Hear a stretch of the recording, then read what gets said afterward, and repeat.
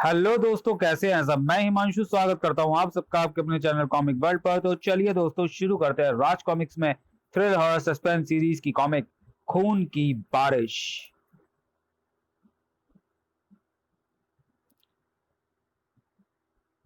जुर्म की दलदल में न जाने कितने छोटे बड़े मुजरिम डूबते और पनपते रहते हैं। जुर्म की इस दुनिया के साथी भोला, शंकर, रहमान और रोमी। रोमी ने अपनी जिगरी दोस्तों को यह पार्टी दी थी। भोला रहस्य से भरे स्वर में उत्तेजित सा कह रहा था, "अ, आखिर तुम बताते क्यों नहीं रोमी? तुम करना क्या चाहते हो? सुनना ही चाहते हो तो सुनो। मैं खून की बारिश करना चाहता हूँ।" सुनते ही सबके होठों से लगभग चीख सी निकल गई। खून की बारिश?" शंकर विस्मयपूर्वक शब्दों में बोला, "क्या बक रहे हो रोमी? तुम्हारा दिमाग तो खराब नहीं हो गया?" शंकर की बात सुनते ही रोमी का चेहरा क्रोध से लाल हो गया। वो बोला, "सभी ने मुझे पागल समझा, लेकिन तुम ये गलती नहीं करना। मैं बिल्कुल सच कह रहा हूँ। मैं खून की बारिश करना चाहता हूँ। मुझे लगता है तुमने हम सबको बेवकूफ बनाने के लिए यहाँ बुलाया है। बैठ जाओ रहमान, और मेरी बातें ध्यान से सुनो। बात आज से 2 माह पूर्व की है। एक विमान दुबई एयरपोर्ट से उड़ा। मैं उस विमान में 10 लाख रुपए मूल्य के सोने के बिस्कुटों के साथ सफर कर रहा था। किसी प्रकार सारे बिस्कुट सही सलामत इंडिया पहुंच जाए। लेकिन पता नहीं किस मनूस घड़ी में उस विमान ने उड़ान भरी थी। अरे ये झटका कैसा था? ओ ओ विमान लगातार झटके खाने लगा। विमान में आग लग चुकी है। कृपया आप लोग पैराशूट बांध लीजिए, जल्दी कीजिए प्लीज। यात्रियों को पैराशूट बांधकर नीचे ढकेला जाने लगा। उफ नहीं, मैं मर जाऊंगी। कूदो। अभी मुश्किल से 5 व्यक्ति ही कूद पाए होंगे कि आकाश धमाके से गूंज उठा। भड़ाम! हे भगवान, कोई नहीं बचा। उफ! विमान हमारी आंखों के सामने दुर्घटनाग्रस्त हो गया। था! हम 5 खुशकिस्मत यात्री सकुशल नीचे उतर आए। मेरा सोना तो गया, लेकिन सोने से कीमती जान बच गई। न जाने हम कहां पहुंचे हैं। भगवान का शुक्र करो लड़की, हम वहां नहीं पहुंच गए जहां बाकी सब यात्री पहुंच गए हैं। अब ये सोचो कि हम यहां से निकलेंगे कैसे। न जाने इस द्वीप पर कुछ खाने पीने को भी है या नहीं। ऊपर वाले ने बचाया तो यहाँ से निकलने का रास्ता भी बताएगा। वह रात हमने वृक्षों पर चढ़कर गुजारी। किस्मत में यह दिन भी लिखा था। एक दिन पूर्व की हमारी बच जाने की खुशफहमी अगली शाम मौत के आतंक में बदल गई। वह देखो, लाल बादल। अरे, ऐसे सुर्ख बादल तो कभी नहीं देखे। ऐसा लगता है इन बादलों में खून भरा है। देखते ही देखते लाल बादल पूरे द्वीप पर छा गए। हे भगवान, सारा आकाश खूनी हो उठा है। न जाने क्या होने वाला है। मेरी बाईं आंख फड़क रही है। तेज हवा चलने लगी। साय! उफ, ये आंधी! भागो, पेड़ों की ओट लो, वरना हम सब बिछुड़ जाएंगे। हर तरफ घनघोर अंधेरा छा गया। बिजली मौत की सेरन बनकर हम सबकी रगों में दौड़ गई लगती थी। हे भगवान, ये कैसी मुसीबत है। कड़कड़ाक! अगले ही पल भयंकर गर्जना के साथ बादल फट पड़े। शुरू हो गई खून की बारिश। खून की बारिश? उफ! मुझे तो ये मौत की बारिश लगती है। बकवास बंद करो रोजी। अचानक रोजी के मुंह से चीख निकल गई। आ! क्या हुआ? अरे उफ! भय व आतंक से रोजी की आवाज गले में घुटने लगी। मेरा हाथ! सब लोगों के साथ मैं भी हैरत के साथ फट गई आंखों से वह खूनी दृश्य देख रहा था। रोजी पागलों के समान चिल्ला रही थी, मुझे बचाओ, प्लीज हेल्प मी। मैं बाकी बचे 3 यात्रियों की ओर पागलों के समान देख रहा था। हे भगवान! वह खौफनाक दृश्य देखकर मेरी रूह तक कांप उठी। मेरे हाथ! नहीं, बचाओ! कुछ ही पलों में मैं देखते ही देखते उनके शरीर मोम की तरह पिघलने शुरू हो चुके थे। कुछ ही देर में मैं अकेला ही वहां रह गया। हे भगवान, यह तो वाकई खूनी बारिश है। और अचानक कुछ सोचकर मैं उछल पड़ा। लेकिन यह खूनी बारिश मुझ पर असर क्यों नहीं कर रही? कहीं मेरा कोई अंग भी तो पिघलना शुरू नहीं हो गया? मैंने सिर से पांव तक सम को टटोल कर देखा। मैं तो ठीक हूं। इसका मतलब कहीं पानी में बार बार डुबकी लगाने के कारण। अरे, खूनी बादल कहां गए? बारिश बंद? मेरे देखते ही देखते आसमान साफ हो चुका था, लेकिन बारिश का लाल पानी अब भी वहां पड़ा था। इसलिए अगर मैं इस पानी से बाहर निकला तो मेरा हाल भी मेरे दूसरे साथियों जैसा होगा।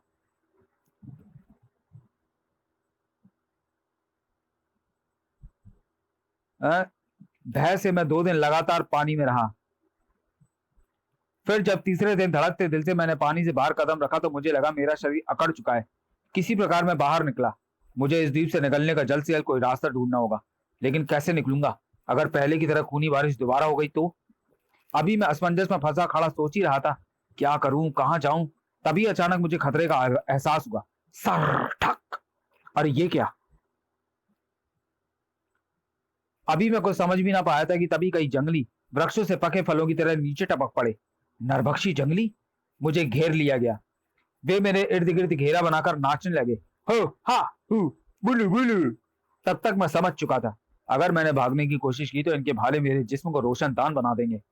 मेरा दिमाग तेजी के साथ नरभक्षी जंगलियों से बचने की योजना सोचने लगा। Bull blue blue blue. मुझे लगता है नाच समाप्त होती ये मुझे मार डालेंगे। मुझे खतरा उठाना ही होगा। दूसरे ही पल खच खच आ आ। दूसरे जंगलियों के भाले तुरंत मेरी ओर उठ गए।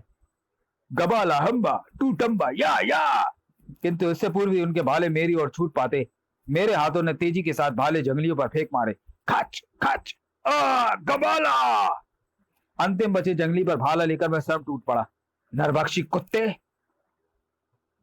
लेकिन वह मेरी कल्पना से कहीं अधिक चुस्त व फुर्तीला निकला। उसने न केवल मेरा वार ही बचाया बल्कि मुझ पर वार भी कर दिया। ओह, फुर्तीला है। उफ। मैंने जमीन पर गिरते ही भाला पूरी शक्ति से उस पर उछाल फेंका। ले मर कुत्ते। ओह। मरते मरते वह अजीब से अंदाज में चीखने लगा। ओया। कहीं वो अपने साथियों को तो नहीं बुला रहा। उस ख्याल के मन में आते ही मैं हिल उठा और उस जंगली का भाला उठाकर एक ओर को भाग लिया। ओया। अगर इसके और साथी आ गए तो मुझे देखते ही उधेड़ डालेंगे। लेकिन शीघ्र ही वे लोग मेरे पीछे लग चुके थे। हो हो। ओह, वे लोग आ पहुंचे हैं और अब मेरे पास इसके सिवाय दूसरा कोई रास्ता ना था। हो हा। इस लट्ठे की मदद से समुद्र में कूदना पड़ेगा। मैंने स्वयं को ईश्वर के भरोसे छोड़ दिया था। इन जंगलियों से तो जान छूटी, मगर अब इतने विशाल समुद्र में कब तक जिंदा रह पाऊंगा। 3 दिनों तक मैं उस लट्ठे के ऊपर जिंदगी और मौत से जूझता रहा। हे भगवान, मदद कर। चौथे दिन तक जहाज को देखकर मेरी आंखें चमकने लगी। मेरे मुर्दा शरीर में जैसे जान आ गई। मैं कंठ फाड़कर चिल्ला उठा, हेल्प मी, बचाओ। लेकिन अधिक समय तक मैं अपने होश कायम न रख सका और बेहोश हो गया। होश आने पर मैंने खुद को जहाज पर कर्मचारियों के बीच पाया। मैं कहाँ हूं? घबराओ मत, तुम सुरक्षित जहाज पर हो। हमने तुम्हें संकेत करते हुए देख लिया था। लेकिन तुम्हारी यह हालत हुई कैसे?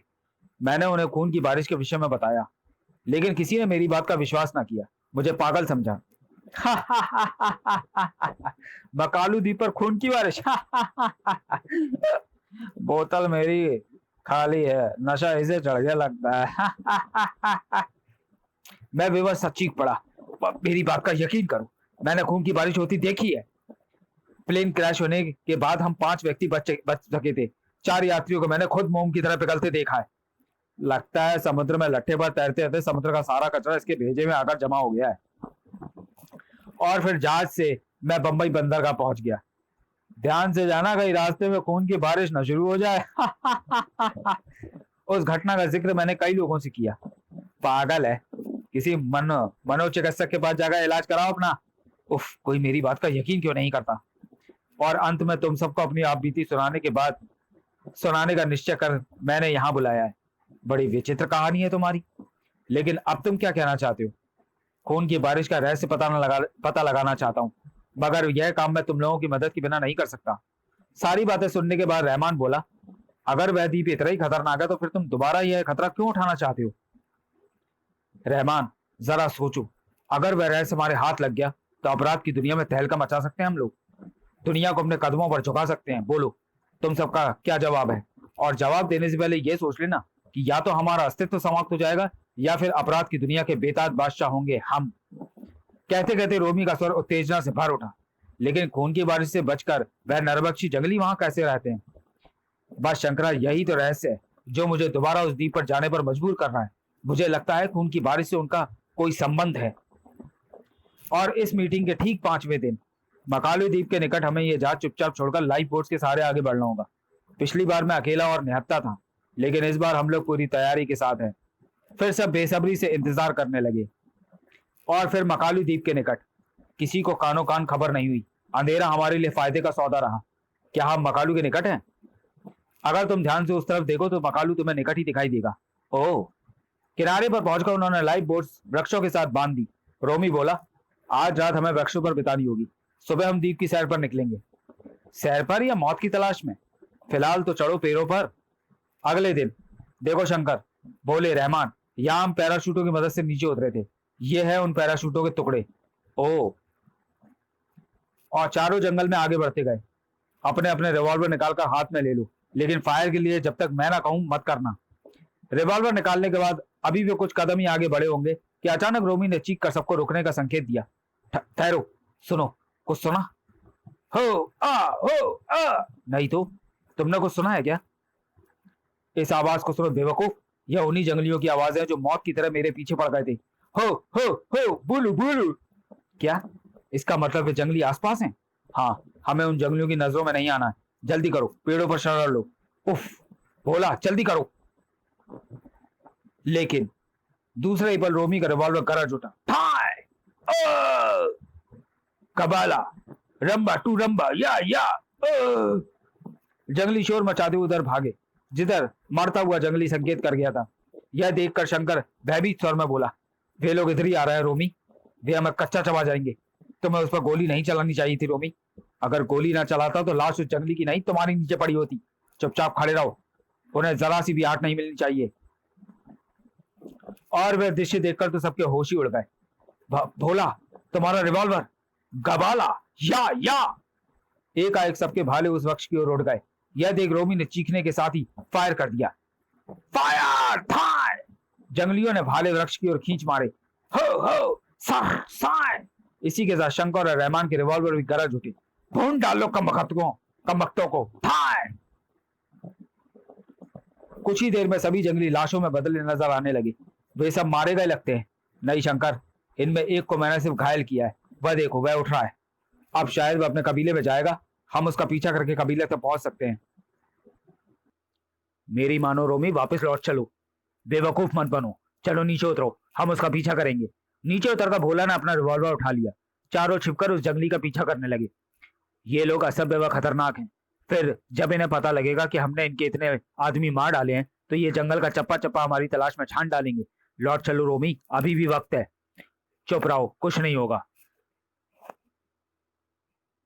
यही है इनका कबीला, यहीं छुपकर तमाशा देखो। गजाला गबाला गबाला रंबा टूटम्बा। क्या कह रहे हैं ये पता नहीं, लेकिन अवश्य ये हमारे बारे में बता रहे हैं। अचानक उनके सरदार का चेहरा खूंखार हो उठा। न जाने उसने क्या कहा। रोबाला गाली का हुश। सभी जंगली अपनी अपनी झोपड़ियों के भीतर चले गए। सरदार स्वयं देवता की मूर्ति के सामने पहुंचा। हुम्बा! उस विशाल मिट्टी के बर्तन का ढक्कन हटा दिया उसने। हुम्बा! सरदार ने देवता के चरणों में पड़ी बहुत सी पुड़ियों में से एक पुड़िया उठाकर खोली। उस पुड़िया में क्या है रोमी? वह कर क्या रहा है? चुपचाप देखते रहो। सरदार ने एक भयानक हुंकार भरते हुए पुड़िया को मिट्टी के उस बर्तन में डाल दिया। हो चमाल मुंडा गबाला। आश्चर्य! पुड़िया का मिश्रण बर्तन में डालते ही बर्तन में भरे तरल पदार्थ से धुआं निकलने लगा। अगोम्बा! सरदार की जलती आंखों की तरह। अगोम्बा! धुएं का रंग भी सुर्ख था, जो धीरे धीरे गहरा होता जा रहा था। धुआं बादलों के रूप में दीप पर मंडराने लगा। और देखते ही देखते, और वह दृश्य देखते ही चीख पड़ा रोमी। खूनी बादल! अब खून की बारिश होगी। शंकर, भोला, रहमान और हम सब उस बारिश में मोम की तरह पिघल जाएंगे। नहीं, ये नहीं होगा। हमें बारिश से पहले दीप से दूर हो जाना चाहिए। ठहरो, मंजिल पर आकर लौटना मूर्खता होगी। हम सरदार को अपने साथ ले चलते हैं। यह खून की बारिश का रहस्य हमें बताएगा। मूर्ख मत बनो रोमी। अगर हमने सरदार को छेड़ा भी तो जंगली हमें जिंदा नहीं छोड़ेंगे। मैं एक एक जंगली को बमों से उड़ा दूंगा। हट जाओ, मैं सरदार को लेकर ही लौटूंगा। रोमी पागल हो गया है, भागो, वरना खून की बारिश हम सबको गर्क कर देगी। उफ, किस मनूस घड़ी में हमने रोमी के साथ चलने की हामी भरी थी। तीनों अभी कुछ ही दूर भागे होंगे कि एकाएक घुप अंधेरा छा गया। बिजली कड़की। उफ, कुछ दिखाई नहीं दे रहा। आ! शंकर, रहमान, बचाओ, यहाँ दलदल है। भोला चीखता हुआ तेजी के साथ दलदल में समाता चला गया। यह देखकर शंकर ठिठक कर रुका ही था कि रहमान, भोला, वह बचाओ शंकर! बेवकूफ मत बनो शंकर। हम उसे बचाने में समय व्यर्थ नहीं कर सकते। खून की बारिश कभी भी हो सकती है। भागो! दलदल में समा गया भोला। उधर रोमी पागल सा हुआ सरदार के सामने पहुंच गया। जिंग जिंग जिंग! दूसरे ही पल वह चिल्लाया, कुत्ते, अगर तू मेरे साथ ना चला तो मैं तेरे पूरे कबीले को शमशान बना दूंगा। आगोम्बा गजाला! रोमी ने दस्ती बम एक झोपड़े पर उछाल फेंका। भाप! वह दृश्य देखकर सरदार की आंखों में से ज्वालामुखी फूट पड़ा। मागोम्बा! चल जल्दी कर, खूनी बरसात होने से पहले मेरे साथ निकल जा हरामजादे। धमाके की आवाज सुनकर सभी जंगली बाहर निकल आए और तेज शोर मचाने लगे। गजाला, रंबा, टुटुम्बा, चल कुत्ते देर मत कर, खबरदार कोई आगे मत आए वरना बम से उड़ा दूंगा। आजुम्बा।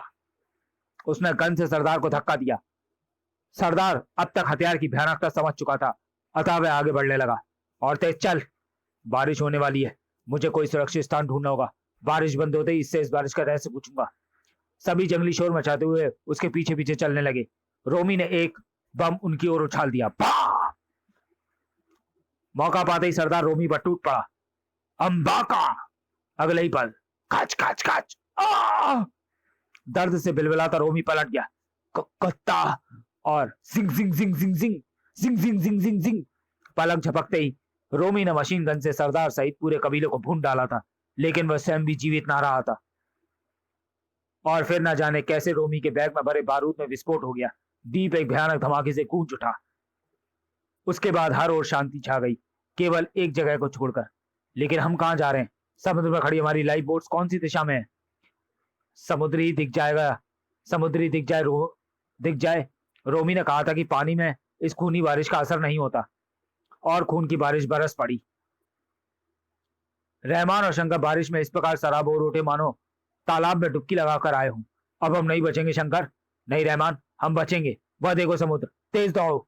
इसी पर शंकर की निगाह रहमान के चेहरे पर पड़ी और वह खौफ से भर उठा। रहमान, क्या हुआ? तुम्हारा चेहरा।